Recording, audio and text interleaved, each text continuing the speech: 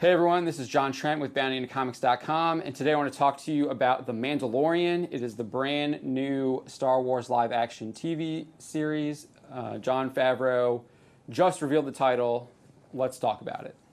So first off, Star Wars live-action TV show. It's been rumored for quite a bit, or confirmed. Bob Iger confirmed it in a stockholders meeting, I think earlier this year, but now we finally have some real details about what this is going to be. Favreau has spoke about it before at the premiere of Solo Star Wars story, but he really gave us some details in an Instagram post earlier this week.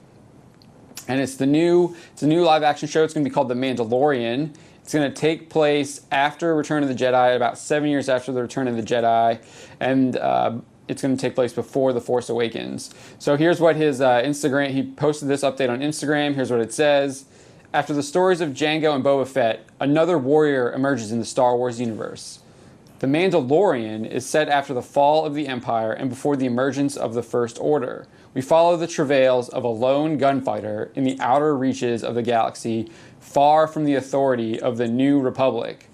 So there's quite a bit there that we can unpack. Probably the biggest thing is that it's taking place after the fall of the Empire, and it appears that there's already a New Republic has already been set up and is expanding its power and its authority. But as we know, the Empire wasn't even able to control all of the galaxy. You still had Tatooine and the Outer Rim, which were, for the most part, free of Empire control.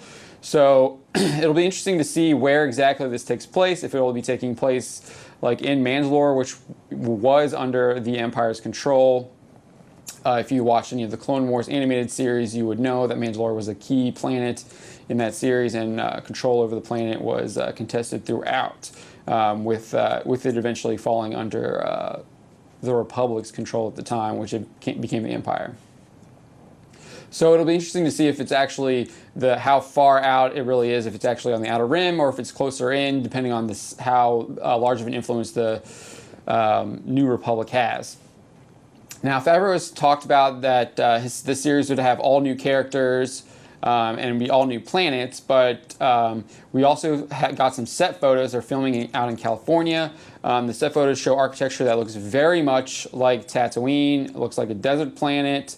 You have two blast doors. It could be like a base where Jabba the Hutt is, or at least like a rival Hutt gang might have that's where they're located and where they exert their power.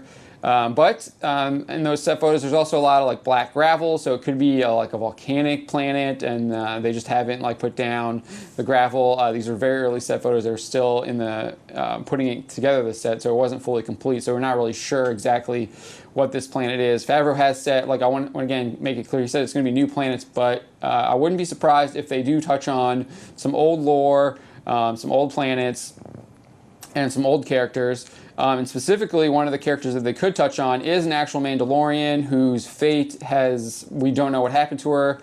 And that Mandalorian is Sabine Wren.